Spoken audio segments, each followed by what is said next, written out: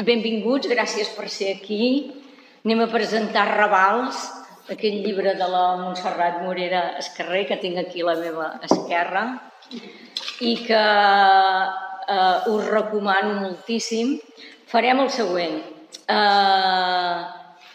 El Pere Martí, que ja el coneixeu tots, però perquè no sigui dit, és escriptor, és professor i, a més, doncs, és un crític literari de primer ordre.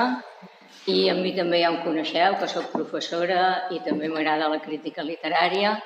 I la Montserrat us farà una presentació com Déu mana, el Pere Martí. Ho procurareu, no? I jo us faré una mirada general petita de la novel·la i perquè no sigui una cosa pesada parlarem una mica, el Pere i jo li preguntarem coses a la Montserrat i després ella, si vol afegir alguna cosa o dir alguna cosa, doncs endavant. D'acord? Doncs vinga, som-hi, Pere. Molt bé. Doncs benvinguts i gràcies per haver vingut. Amb la Montserrat ens coneixem de fa molts anys, perquè vam estudiar plegats, amb ella i amb el seu home, amb en Pere Danés. La Montserrat sempre ha sigut una persona molt treballadora, una persona molt competent, que no només va fer la carrera de Filologia Hispàniques a l'Autònoma, sinó que també va fer Sociologia, que s'ha dedicat tota la vida a l'ensenyament, d'aquells ensenyants vocacionals, d'aquells que hi han posat passió i hi han posat moltes hores. Ha publicat durant bastants anys coses relacionades amb el món de l'ensenyament, llibres de text, per la UOC, per exemple, una vida molt més acadèmica, estudis diversos, sobretot ara que també està tan de moda el gust per la lectura, estudis de lectura. Va fer la tesi doctoral sobre la metàfora. La literatura sempre ha format part de la seva vida, però com a creadora ho havia anat deixant, com tanta altra gent, en funció de la feina que estaves fent. Sí que als anys 90, no recordo si el 94 o als anys 90, van treure conjuntament amb el seu home, amb en Pere, una novel·la juvenil, Niquer vol dir Victòria, una novel·la juvenil que va publicar Alfaguara i que va tenir un cert èxit en instituts, però va semblar que allà s'acabava bastant, per això que us deia. Amb l'inici del segle ens va sorprendre una mica el seu tirar cap a començar a publicar algunes narracions curtes, petits contes, però que veies que estaven molt pensats, molt elaborats, que hi havia un bagatge, perquè és una gran lectora, a darrere. D'aquests petits contes va guanyar el Premi Tinet el 2021, el 2017 va guanyar el Premi Núvol i va ser com l'esclat de la part, el vessant literari de la Montse. A partir d'aquests contes, que ara avui ja ho podem dir, ara li he dit que ho podem dir ja, aquesta setmana li han dit que d'aquests contes que ha anat escrivint ella i que algun havia presentat en algun concurs o això, la mateixa editorial Bromera, la que ha publicat Ravals, doncs aquesta setmana ja li ha dit que li publicava un recull d'aquests contes que té un nom així molt poètic i avui ens explicava per què havia triat aquest nom, que és Aures. Aquest aura, aquesta paraula que té tants significats, però que sempre té aquest element positiu de quan dius que una cosa té aura, veritablement estàs dient que té algun element especial. Doncs aquests contes els hi publicaran. Bé, la novel·la Ravals a mi de seguida em va cridar l'atenció perquè precisament el conte que va guanyar el Premi Tinet, que es diu Escut i que va ser publicat per Cossetània, si no ho recordo malament, doncs té per protagonista una noia, la Hala, que és una noia magrebina de 18 anys, que en fa més de 10 que viu a Barcelona i que fa de peixatera al Mercat de la Boqueria i que viu en primera persona l'atemptat de la Rambla del 2017. I aquesta noia, que és la protagonista d'aquest conte que va guanyar el premi, es converteix en un personatge, no la protagonista, però un personatge que té un pes important, els que llegiu la novel·la ja ho veureu, o si l'heu llegida ja ho sabeu, d'aquesta novel·la, ella aprofita, per dir-ho d'alguna manera, aquest conte i el fa créixer. Aquesta noia, la Hala, cedeix el protagonisme a la Mar Church. La Mar Church, que es diu Church pel casament, amb un britànic, abans era la Mar Borràs, també coneguda per Mar Coll Borràs. Les vicissituds de l'època fan que sigui mare soltera, considerada filla de mare soltera per qüestions polítiques de l'època. La Mar Church és nascuda al Raval, com la Montse, a plena postguerra, filla de mare soltera, ja que els matrimonis civils de la República no eren reconeguts durant el règim franquista, i llicenciada en Medicina, la Mar Church, gràcies al propi esforç, però també a l'esforç de la mare i el del padrastre, en David Coll. Una Mar que un cop acabats els estudis se'n va a treballar a Londres, malgrat estar enamorada d'Anton, que no és capaç de seguir-la. A Londres fa una carrera brillant, es casa amb Paul Church, que li dona el cognom, un reconegut científic amb qui comparteix vida i molt més al llarg d'una cinquantena d'anys, fins que la Mar ha de tornar a Barcelona per vendre el pis de la mare, que acaba de morir, al Raval, i tot se li capgira. Tots són dubtes sobre el seu futur, sobre les seves arrels i la seva identitat. I la novel·la es converteix una mica en això, una novel·la d'identitats, d'arrels, de retrobaments, cosa que és molt actual. Perquè a l'estada al pis del carrer Hospital, la trobada amb les velles amistats, en places i carrers i racons de l'infantesa tan canviats i alhora tan iguals, li fan recuperar una part d'ella mateixa que havia perdut o que potser només havia quedat en letargia.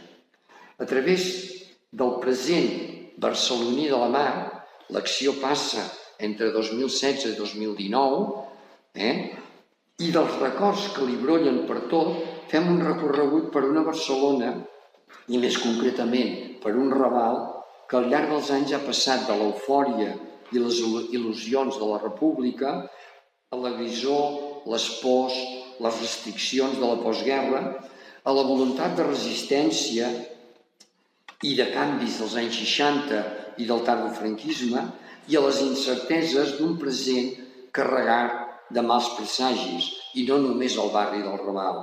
La droga, l'especulació, el terrorisme, una societat i uns personatges, molts personatges, quedareu parats,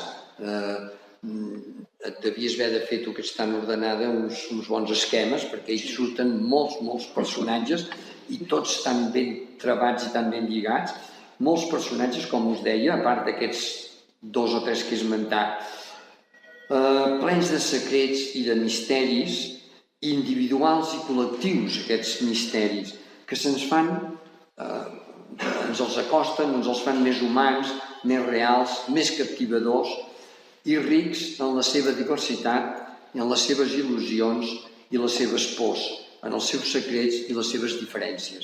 En aquest aspecte, jo de seguida que la vaig llegir li vaig dir: és una novel·la amb molts aspectes, aquest tema dels secrets sobretot, a més plens de petites al·lusions, molt rodoreliana. Jo en alguns aspectes em va recordar algunes de les novel·les de la Mercè Rodoreda. I ara passo a l'Anna, que és la que ens parlarà una mica d'altres aspectes de la novel·la i després començarem l'interrogatori. Molt bé. Doncs jo voldria començar amb l'epígraf que fa ella, que no parlaré sencer, però sí 3 cosetes, que és de Miguel de Cervantes. Barcelona, arxiu de cortesia, hospital de pobres i en bellesa única. I jo sóc una mica fan d'això dels epígrafs, perquè penso que diuen molt d'una novel·la. Si te'ls mires al principi i te'ls tornes a mirar després, encara reculls més el que aquella escriptora o aquell escriptor et volia transmetre, no? Coses que m'agradaria destacar, seguint una mica la línia del Pere, per descomptat els 3 personatges principals, que són els que mouen l'acció a tota la novel·la, però també l'elenc de secundaris. Com deia el Pere, aquesta dona amb els secundaris ha fet una feinada extraordinària i també fa un retrat, que també per mi és una gran riquesa de la novel·la, de la ciutat de Barcelona, però també de la ciutat de Londres. L'ha de conèixer molt bé perquè sap trobar coses molt concretes als 2 espais que són emblemàtics. I encara parlaria d'un altre espai, que és l'escala de veïns, això que s'ha perdut. No?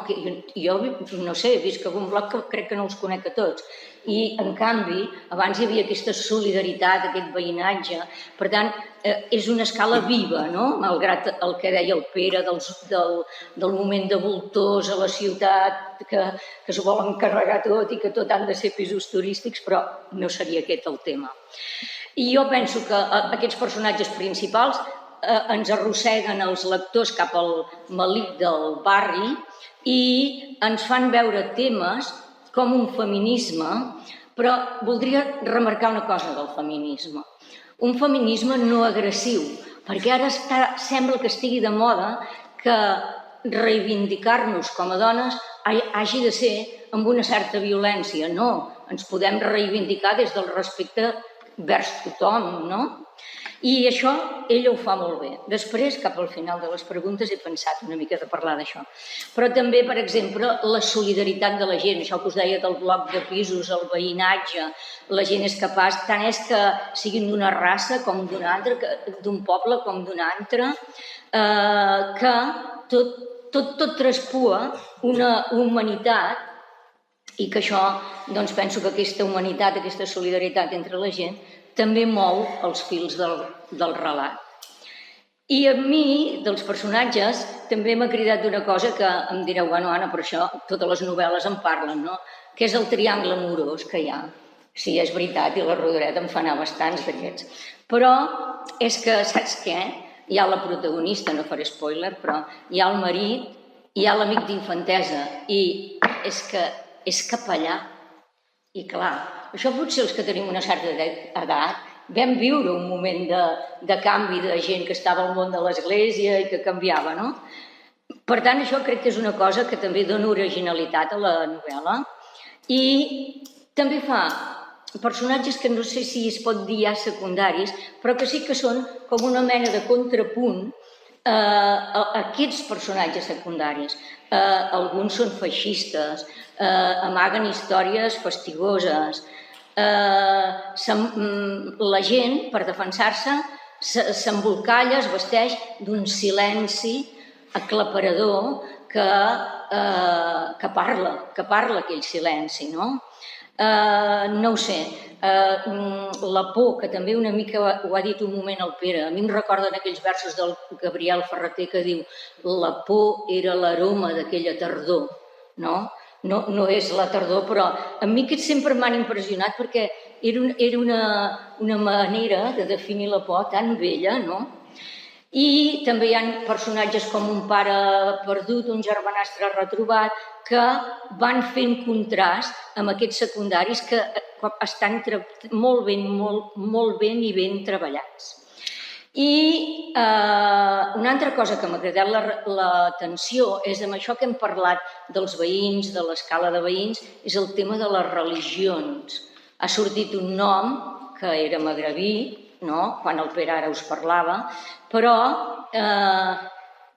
les creences, com aquestes creences condicionen la vida de les persones. Tot això, que sembla que no hi sigui, hi és, i a més et va marcant i recordant que això hi és i que això marca la vida d'aquella persona i que això la farà actuar d'una manera o d'una altra, que a mi m'ha encisat, ho he trobat encisador. I dins d'aquest col·lectiu, d'aquestes coses ella va perfilant, no serien personatges, serien el que anomenem actants en literatura, no? Però hi ha unes cartes que estan allà tota l'estona presents, no? I després jo, per mi, les dues ciutats acaben sent protagonistes de la novel·la. Us he dit el Pere els atemptats de Barcelona, però també els atemptats de Londres, i tot això va caminant, no? I hi ha un moment que parles de com la gent fuig i se'n va a la biblioteca del carrer Hospital i reprens el sentit primer de la paraula hospital, que era el verb de forasters, i en allà s'hi apila gent, forasters de molts llocs. Saps trobar la força del drama d'un atemptat, però ràpidament el guarneix amb aquesta humanitat que tots tenim, però que de vegades sembla que se'ns oblidi, no? I després, per mi, hi ha un punt fortíssim i molt important, i potser ve que és una dona que has estat tant de temps a l'ensenyament, que és el llenguatge. Hi ha anglès, hi ha francès, hi ha castellà, però sobretot hi ha un català excel·lent i que palesa aquest aiguabarreig lingüístic que hi ha barris com el Raval, i no domino el barri en absolut, però vaja que... I després hi ha una cosa que em sap greu, que s'ha perdut, però la novel·la està plena de refranys i de frases fetes. I sí que tenim el Pere Martí, que ens salva els refranys, i els que deveu tenir nets, doncs els deveu comprar algun llibre del Pere i els feu llegir i això. Però és que tu dius un refrany, no sé, en algun context, i la gent et mira com volent dir, què diu aquesta tia ara, no? Què vol dir amb això, no? Això ho hem perdut, i jo ho trobo terrible que ho haguem perdut. És boníssima jugant amb les anticipacions, perquè no et deixen marxar de la novel·la, et fan estar allà enganxat, no? I després pot narrar-te els fets amb calma, amb serenor, però de cop, patapam, s'accelera, però és que s'accelera el ritme d'escriure. Hi ha un moment que sonen les campanes, que ara no sé si diuen nan o dong, nan, i que cada nan, pam, una acció, pam, una altra acció, pam, una altra acció. Bueno, això està molt bé i molt ben treballat. Són coses que a mi m'han agradat molt i que penso que com a escriptora té un luxe de recursos. I també m'agradaria parlar després de les preguntes, però a la novel·la hi ha art, hi ha música, hi ha cinema, i m'agradaria fer-te alguna pregunta sobre això, i acabaria aquesta petita introducció meva. Només diria que la Montserrat no ha deixat res a l'atzar, que és una novel·la ben trebada i que desitjo que llegiu i que gaudiu, perquè a mi me la va aconsellar el Pere Martí. Quan la vaig llegir vaig pensar, ostres, quina novel·la més maca, perquè és que de vegades, amb això de que t'agrada fer ressenyes, doncs llegeixes coses que potser no t'agraden tant, no? I realment Ravals és un goig. Per tant, passem a les preguntes. Deixeu-me agrair-vos tot el que he dit. Agrair primer l'acolliment a l'Agrícol i sobretot a l'amic Pere, que m'ha portat cap aquí, que ha fet arribar el llibre a l'Anna, i amb ella, amb l'entusiasme, que la veritat estic contentíssima, no sé què més haig de dir, perquè em fan posar vermella. No tingueu tantes expectatives, llegiu, que cadascú trobarà el seu, perquè està posant el llistó molt alt. No, us agradarà. Doncs estic molt agraïda, de veritat. I gràcies a vosaltres per ser aquí. Abans de començar amb les preguntes, deixa'm explicar-me una mica. Sí, explica. Com ha dit l'Anna, i també dic jo, les dues ciutats fonamentals són Londres i Barcelona, el Raval sobretot, però hi surten moltes altres ciutats, apareix sobretot Tolosa de Llenguadoc, ja en parlarem, però hi apareix Cambrils, hi apareix Girona, hi apareix Vilafranca, Vic. Vilafranca només apareix un moment que quan el divendres va sortir el 3 de 8 i va sortir la nota de premsa que va fer arribar al 3 de 8 amb Miquel Cartró a la pàgina de l'esquerra, jo, quan vaig veure la pàgina a la dreta, vaig quedar sorprès. I vaig dir, ostres, si això ho veiés en Pere Calders, segurament em faria un conte, perquè en Pere Calders és una persona obsessionada gairebé amb les casualitats que ell deia que moltes vegades eren poètiques, de vegades eren dramàtiques o eren de molts tipus. I ell n'explicava de les seves estades a Amèrica, n'explicava un gavadal, no? Doncs a la pàgina de l'esquerra sortia la ressenya amb la coberta del llibre, i a la pàgina de la dreta hi sortia la foto del monòlit d'homenatge a en Pau Pérez, que és el moment que se cita Vilafranca, el llibre, és precisament per referir-se a això. Diu, mentre els atentats de les Rambles, diu, mentre hi ha ferits que lluiten per la vida i una munió de gent que, com la Tina, fa cua per donar sang, el terrorista de la Rambla continua en fuga i s'han d'afegir 2 víctimes a la llista. Un noi de Vilafranca apunyalat que s'ha trobat dins del cotxe que es va saltar el control i una dona de Saragossa que estiuejava a Cambrils. És casualitat. En Jordi Llavina, en la seva columna que fa cada setmana el 3 de 8, parla d'en Pau Pérez i del monument aquest. És una casualitat d'aquestes tan estranyes que bé, a mi em va cridar molt l'atenció, encara que ja dic que és una pura anècdota, però l'única referència que hi ha a Vilafranca al llibre és per la mort del Pau Pérez i al costat de l'anunci de la presentació surt precisament la foto del monòlit dedicat a en Pau Pérez. Bé, aquelles anècdotes, ja dic, en Pere Calders hauria dit que alguna cosa hi ha aquí darrere, perquè ell sempre ho deia. Hi ha un aura. Hi ha un aura. O dues. Bé, doncs, no, com ja us he parlat, el Pere també ho ha dit, aquests 2 eixos que són les 2 grans ciutats, i ella constantment ens fa anar de la realitat al record i això també t'atrapa més, però clar, mou 4 històries alhora aquesta dona, no?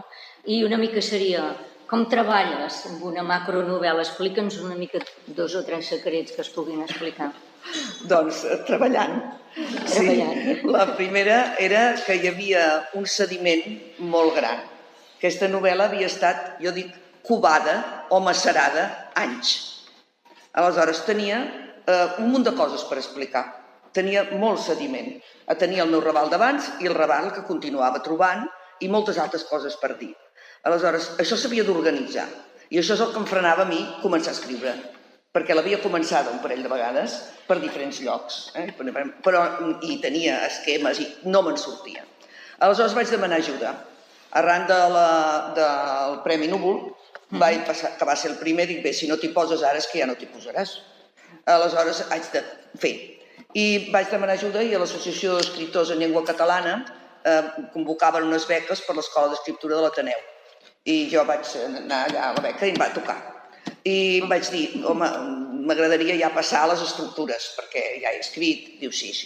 I qui vols? Diu, home, si estés lliure Eduard Márquez. I sí, l'últim, pum, Eduard Márquez. I me'n vaig anar, amb 11 persones més, vaig passar un curs. I allà vaig veure panorames i coses, i vaig fer proves, vaig estar tot un curs fent proves de com, només l'estructura, i de maneres de dir, si faria primera persona, segona persona, quan canviaria, si la novel·la seria coral, no ho seria, fins a quin punt, i maneres de fer. Després d'això em vaig tancar i aleshores va ser el construir la novel·la. Aleshores, aquestes línies, treballava per escenes, tenia paperets per cada escena i anava anant vaig posar a la taula de menjador la vaig fer gran i allà ens vaig posar a jugar, en un moment determinat, Pere, i va estar dies, allò de dir, i ara cap aquí, i ara cap allà aquest tros, i ara aquest tros així, i aquest tros. Tenia un llibre que és el que els guionistes diuen la Bíblia, jo també tenia la Bíblia, i llavors allà anava anant posant cada escena, i depèn del que anava anant corrent els fulls, bé, fins que em va semblar que tenia per on començar i per on enganxar, i com construïa, tenia la novel·la, la construcció de la novel·la. Després em vaig posar a redactar. No, exactament no va ser així, encara van córrer escenes, però jo ja tenia el mapa general, perquè sense això no hagués estat capaç de fer-la. Em faltava arquitectura, i arquitectura per una cosa tan gran que no havia fet mai necessitava treballar-ho més i saber-ne més, tenir models, i vaig anar a buscar qui me'ls podia donar i després vaig construir la novel·la. T'ha sortit molt airosa. Sí. És que tots els personatges, tant els d'abans com els d'ara, tant els barcelonins com els tolosans com els londinencs, els mou una humanitat envers tot el que els envolta. Creus que això és versemblant totalment?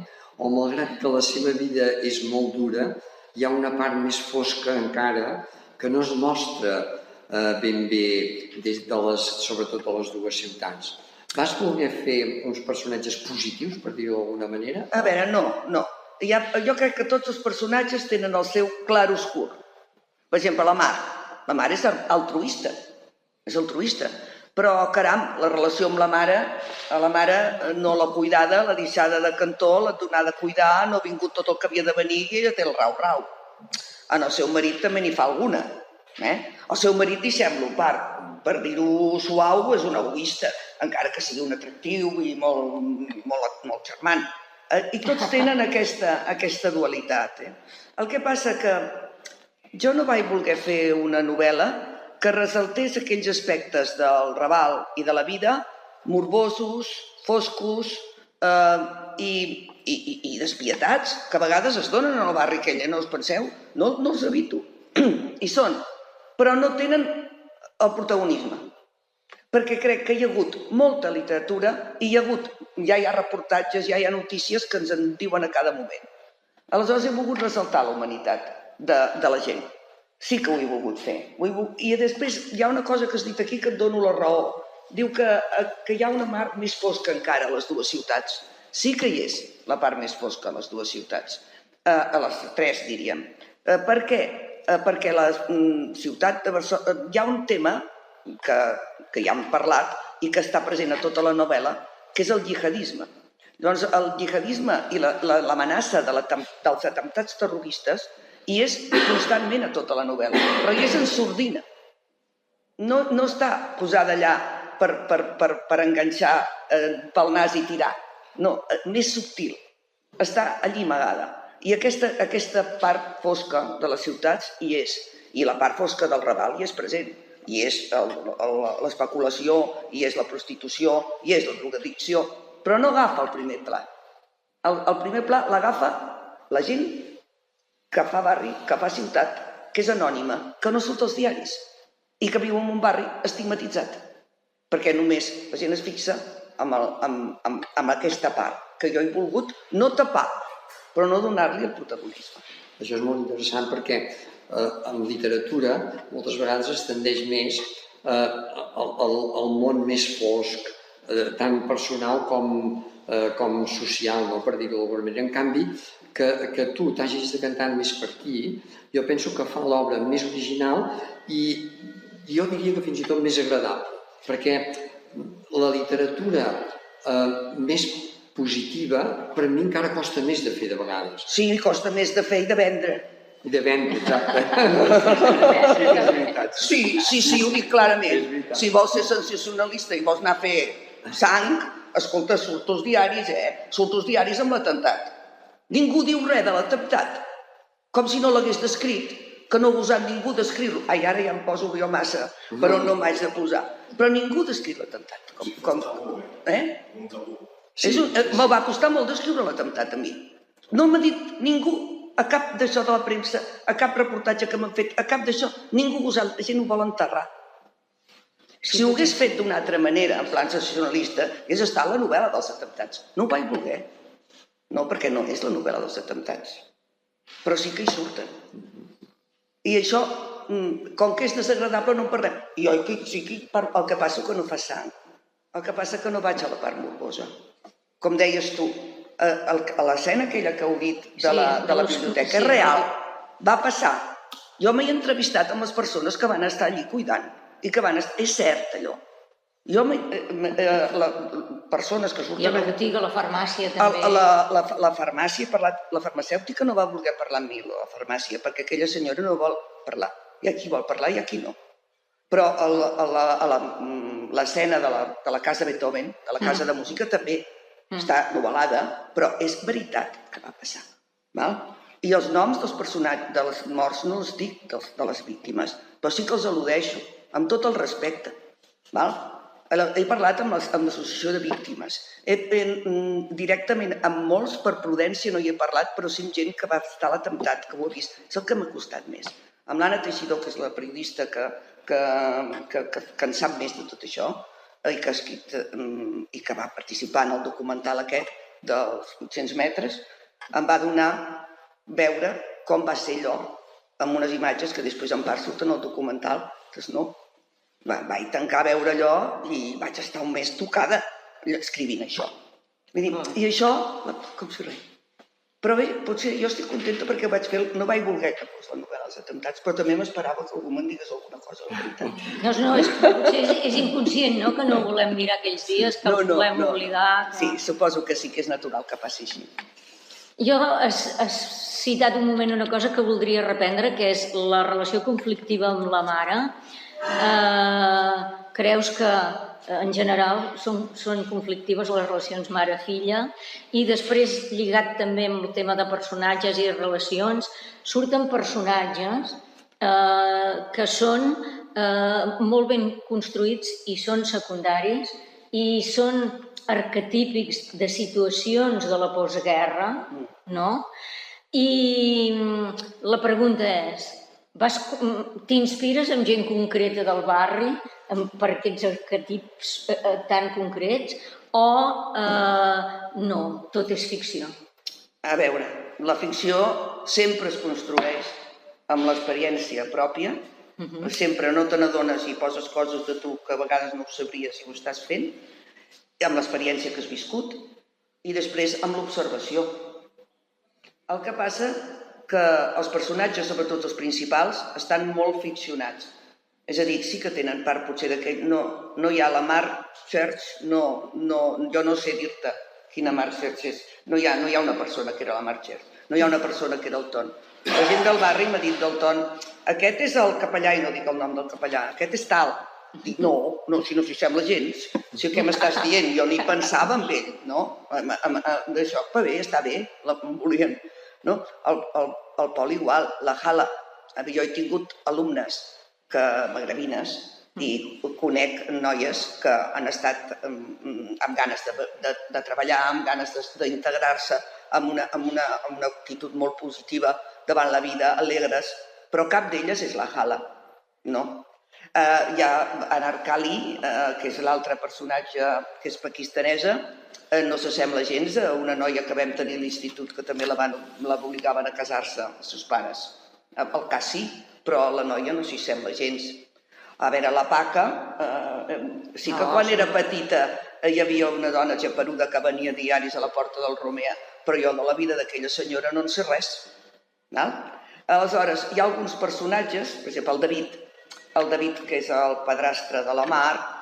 Jo quan era petita vaig veure un escultor que restaurava uns capitells de l'hospital i em va explicar aquell senyor que era un capitell i em va explicar què estava fent aquell senyor l'he volgut reconciliar amb el de mi, però no té res a veure, vull dir que no m'explico. Hi ha alguns altres personatges que sí que s'assemblen potser amb una amiga meva o que potser s'assemblen amb una persona molt estimada del barri, com un homenatge. Però mai són ells, Sempre són els personatges que s'hi poden assemblar. Com més treballat el personatge, menys s'assembla. Menys real. Menys real, sí. Molt bé, doncs. Que no vol dir. Passem amb alguns temes de llengua que també hi ha apuntat l'Anna. Aquesta no ho barreja, perquè lògicament la llengua dominant és el català, no cal dir-ho, però els fragments que hi apareixen en castellà, en anglès, en francès, algunes pinzellades d'àrab, tots aquests elements tenen una intenció només d'aconseguir una versemblança o vas una mica més enllà i pretens, no sé, buscar un lector més culte. Quina intenció hi ha darrere d'aquests usos lingüístics? No pretenia buscar un lector culte, pretenia plasmar a la novel·la la diversitat lingüística del Raval. Això ho pretenia. I després, amb l'anglès, no vaig voler que el Pol sentir-lo en català ni en castellà. Sí. És a dir, que fos tot indirecte, però quan ell parlés que digués unes coses en anglès. I que fossin, li agraden molt les frases fetes també al Pol, i algunes també, però que s'entengués pel context. És a dir, que la persona llegeix una cosa en anglès i diu no ho entén. Llegeix 3 o 4 darrere i ho entendràs, perquè ja t'està explicat sense notes a peu de pàgina, ja saps què t'està dient el Pol. Això amb el Pol, No, és mesurat. És mesurat, s'entén. No hi ha un... No, són un tocs. Sí. Seguint amb el tema de la llengua, el domini del català teu veritablement és un luxe per qualsevol lector. Jo la veritat és que també m'ho vaig passar molt bé pel que dèiem abans, les frases fetes, sempre ben imbricades amb el text. No és allò que dius, mira, hi poso la frase feta perquè m'agrada posar-hi frases fetes. No, perquè és el que deies, per exemple, el Pol n'és molt partidari de les frases fetes, per tant n'utilitza, o la mare les fa servir més en veu de la mare que no pas d'ella pròpia, que és lògic, perquè el català no és que l'hagi perdut, lògicament, però sí que el té més... El va recuperant, la mare el va recuperant. Exacte, quan és el Raval. Bé, sap jugar molt amb les paraules, fins i tot amb jocs com xarx i església, es casa amb un que es diu xarx, però en canvi s'enamora d'un capellà, o d'un excapellà en aquest cas. És una mica punyetera. Sí, aconsegueixes amb aquest aspecte jocs fins i tot lingüístics que són molt interessants. Com ho fas també per aconseguir tantes variables alhora? A veure, jo volia, a la primera part, al primer capítol, que és el més llarg de tots, i és el que fa salts passat-present, aquest pretenia recuperar el català d'abans, el català de la meva àvia, el català de la meva mare. El llibre està dedicat a la meva mare. La meva mare va néixer i va morir massa aviat al Raval. Aleshores, ella i la meva mare i la meva àvia i la meva besàvia parlaven un català amb uns girs que s'ha perdut molt. I aleshores jo volia recuperar aquest català. Aleshores hi ha un afany de recuperar això. Els jocs lingüístics i els símbols i els jocs d'això tenen molt a veure amb la meva mania de la metàfora i amb la meva dèria. Amb la meva dèria. Tenen a veure amb això, sí. Perquè precisament això deia que els recursos literaris també són riquíssims, sobretot les comparacions i les metàfores. Esclar, les metàfores tu les utilitzes però d'una manera tan subtil però alhora tan rica, perquè la metàfora també ha format part del teu treball acadèmic durant molt temps, no? Sí. Ja que som aquí, a mi ens hem saltat una cosa que havíem dit que faríem i no hem fet. Fem-la. Sí, però és igual. Ara ho dic, ara que dius això de la metàfora, expliquem el títol. Expliquem el títol. Per què Ravals i no Raval? Perquè si parlo del Raval de Barcelona, jo dic que el Raval de Barcelona per mi és el Raval dels Ravals. Però n'hi ha molts de Ravals. A Reus n'hi ha, a Elx n'hi ha, a València n'hi ha. Jo sabia també que hi havia molts carrers hospital al món. Hi ha molts pobles que tenen el carrer hospital. I pensava, això és una universitat, això tal. No, però la protagonista, per raons del guió, de la seva busca, de la seva identitat, se'n va a Tolosa de Llenguadoc. Tolosa de Llenguadoc són com Londres, ciutats que jo ja coneixia, però que després m'hi vaig desplaçar per acabar-ho de rematar. I estant a Tolosa de Llenguadoc amb el meu home, vaig anar a un barri, que és el barri de Saint-Sernin, que està a l'altre cantó del riu, de la Garonne, i mirant-me aquell barri, vaig entendre que no estava parlant jo a la novel·la del Raval, sinó que estava parlant de molts Ravals, dels Ravals, i que tots els Ravals tenien una estructura similar. Tots estaven al costat de la muralla, a fora muralles, perquè tot el que és brut i tot el que és d'això lleig i no volem veure va cap allà. Estaven o un riu els separava o una antiga riera com la Rambla. Normalment tenien un hospital perquè eren els infecciosos, una part del que no volien veure. La gent que arribava allí s'acumulava com agrava en els Ravals i allí era una pista d'aterratge que després anaven a altres llocs. Allí hi havia la prostitució, allí hi havia la màfia, allí hi havia... Aleshores, això me'n vaig adonar a Tolosa, de Llenguadoc. I hi ha un fragment, que si cas el Pere llegiria, que explica això. I llavors diríem, de fet, el nom ja és un joc, aquest nom de Ravals, que vol dir que hi ha un esquema de Raval que es va repetint a diferents llocs del món. Això pertany al capítol... L'últim. L'últim. Està clar. El 8, sí. El 8. Ai, no, el 7, perdona. És el final del 7. I dius, la Rive Boix, el South Bank i el Raval estan tallats pel mateix patró. Al costat del riu o de la Rambla. A l'altra riba de la ciutat benestant entaforen tot el que fa nosa. És lleig, diferent i ofèn els sentits o les morals puritans. Tot el que embruta sigui una sederia, un prostíbul o un hospital. Segueix o no? Sí. Se li acut que l'Hospital de la Santa Creu, davant del qual va néixer, encara que no hagi vist mai malalts, li va marcar el camí i que és dona de Ravals. Reconeix que hi ha molts carrers hospital al món que portin el rètol, que portin, acullen, cuiden i si no poden curar, consolen. Aquí expliquen tant el títol com la citació primera que deies tu, l'epígraf, que diu Barcelona, l'hospital dels pobres. I hospital vol dir hospitalitat, com s'explica en l'altra citació, que és del diccionari de l'alfabet. Molt bé. Seguim. Seguim No sé com anem de temps. Sí, seguim i si de cas fas una pregunta més I si voleu fer alguna intervenció. I si algú l'ha llegit i vol intervenir, llavors que li pugui preguntar alguna cosa. Si no l'ha llegit també pot intervenir. I també està permès. Només una cosa de la novel·la, que és que hi ha moltes referències culturals a nivell artístic.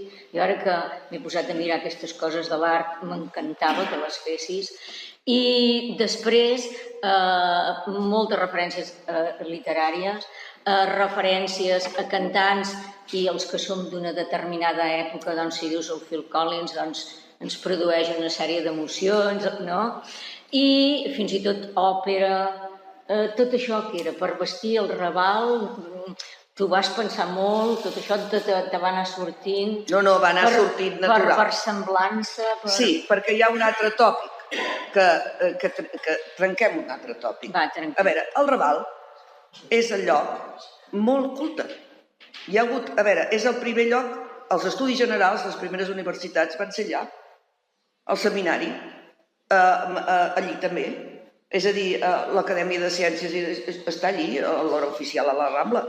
A l'hora que hi ha els hospitals, hi ha els teatres i la música, perquè el teatre finança l'hospital.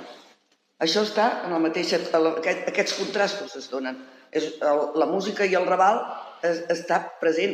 Home, el Liceu està de cara a la Rambla i de cul al Raval, però és que...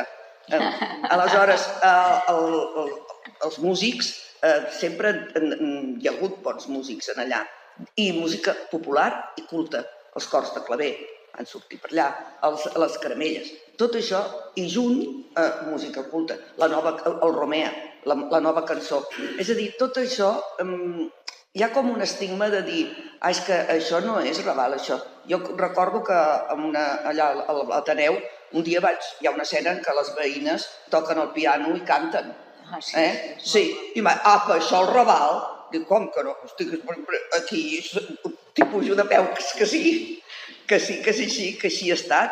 que sí que hi ha hagut pianos, que sí que quan parlo d'aquesta que cantava a l'Orfeó Català i es va quedar sol allí cantant el cant de la Senyera el dia dels fets de Palau, era veïna meva, que aquesta t'ho dic de veritat, que sí que ha existit, que sí, que aquesta la conec.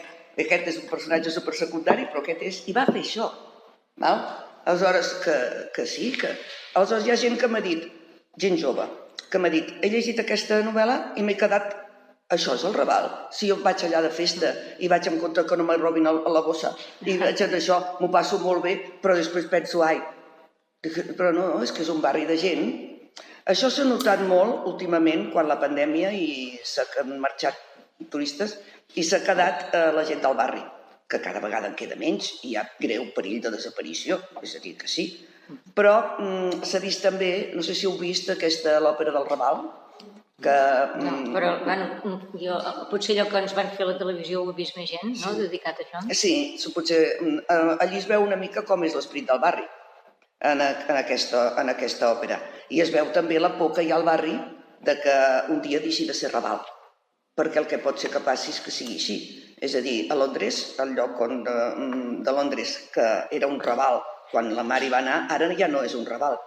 Aquell Raval de Londres s'ha traslladat a un altre lloc, no us penseu que ha desaparegut, perquè els Ravals mai desapareixen, però els en retiren, perquè si allà quedava més bonic l'altra marge de riu, neta i polida, no?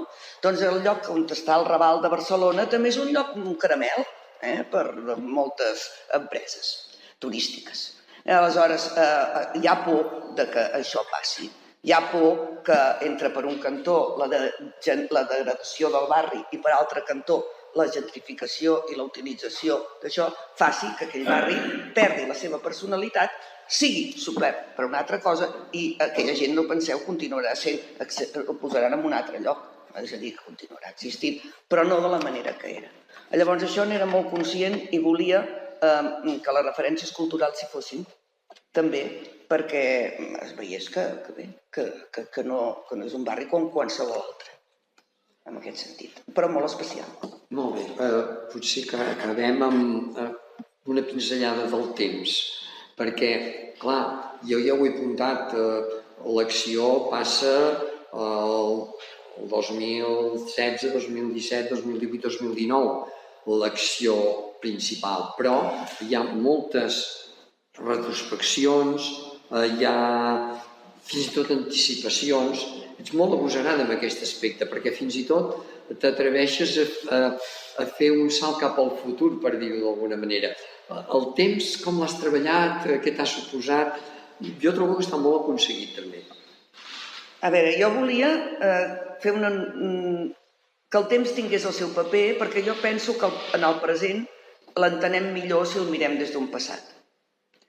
Però també no volia que fos nostàlgica ploranera, per dir-ho d'alguna manera, no? Volia una nostàlgia positiva, una nostàlgia que fos un retorn cap al passat i saber què ha passat, però també una projecció cap al futur. Com volia que fos una novel·la de personatges, però que també tingués alguna cosa coral. Això com ho vaig fer? Aquest era el problema de construcció. Doncs hi ha un principi que direu, ara qui parla? I és la lluna.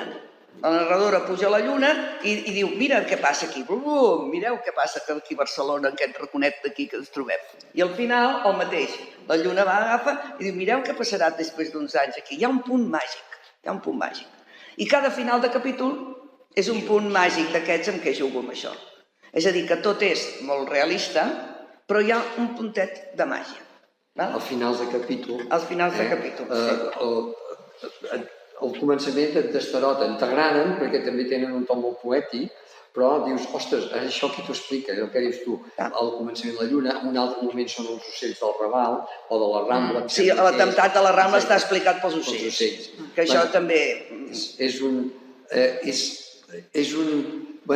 el fons és això, és creació literària i tota la base realista, tota la base històrica... Clar, algú ha dit, és una novel·la històrica. Potser més que una novel·la històrica és una novel·la de fons històric, perquè l'has treballat molt a fons. No, és que quan diem novel·la històrica sembla que hagi de ser una cosa que sigui al segle XV, al segle XIV, i que hi hagi d'haver una acció una mica fosca i no ho sé. No, és una novel·la contemporània amb una base històrica i psicològica, una base psicològica important per mi. Ara, això diran, això no m'importa massa, el que sigui. El que sí que m'importa és aquest toc una mica així màgic. I per acabar, avui és vigília de Sant Ponç. El dia de Sant Ponç, al meu carrer, Hospital, és molt especial. I a la novel·la també és molt especial. Aleshores, jo volia acabar, també hi ha una mica de màgia en aquest moment, en aquest dia de Sant Ponç, amb què diferent és el carrer, Hospital, el dia de Sant Ponç. Aleshores, volia acabar llegint aquest fragment, evocant el dia de demà. La Paca deia que vivia al carrer Hospital perquè una vegada a l'any s'omplia de totes les herbes remeieres del món i dels fruits més dolços de la terra. Tenia Sant Ponç com a patró i el seu dia netejava a fons la casa convençuda que així no tindria ni una cuca en un any. Després feia festa grossa i regalava als veïns ramets d'herbes d'olor. Quan la mar baixa l'escala, la rep l'olor de la camamilla florida que ve del carrer. El record de la geperuda que la va estimar com una filla agafa consistència de bresca. Les parades de la fira ja estan muntades i el carrer, sense cotxes, podria formar part d'un quartier de veí. Molt bé. Molt bé, gràcies. Et fas una foto, Pere? Sí, ens n'hem fet, sí? Ai, jo no m'he fixat. En Miquel no sé quantes. Bueno, doncs moltes gràcies. Ja en tindràs. Ja en tindré, doncs sí, és per recordar que estic molt contenta.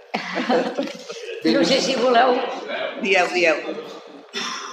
si li voleu preguntar alguna cosa. No sé si algú volia preguntar alguna cosa o ell que en ve. Jo tenia dues preguntes. Una ja t'has avançat, que era en quin temps està situada, perquè tenia que hi havia moments que eren després de l'atemptat, però hi havia coses molt antigues, anacròniques, no? I no entenc. I ja m'ha respost. Llavors, l'altra pregunta és, suposo que ja l'has presentat a Preval. Sí. I tant, va ser matíssima. Com han sigut les reaccions de la gent que estava... Mira, serà un record per tota la vida. Es va presentar en el pati de l'hospital. És a dir, es va presentar allà i bé, doncs a la biblioteca de Sant Pau, que és la biblioteca meva primera juvenil que vaig anar, doncs ara és biblioteca de la Generalitat, doncs va ser la que va facilitar. I em vaig estar al costat de la creu barroca i allí va ser la presentació.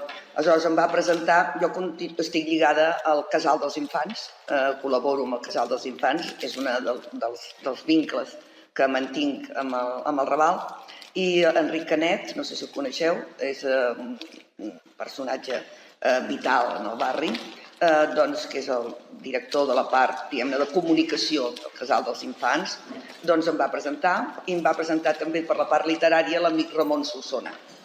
Aleshores, va ser una retrobada amb gent del barri. Van venir, és allò, no? Doncs la botiga no sé què, la veïna i gent del carrer. Va venir, no sé, gent que passava per la biblioteca s'hi quedava. No sé, va ser un acte verdaderament molt maco.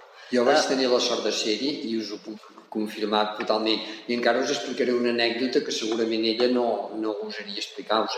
Quan ja es tancava l'acte, la taula estava d'esquena a l'escala de la Biblioteca de Catalunya i d'aquella reixa, que no sé si és l'antiga farmàcia, és l'antiga farmàcia. L'antiga farmàcia de l'hospital, que té una reixa magnífica.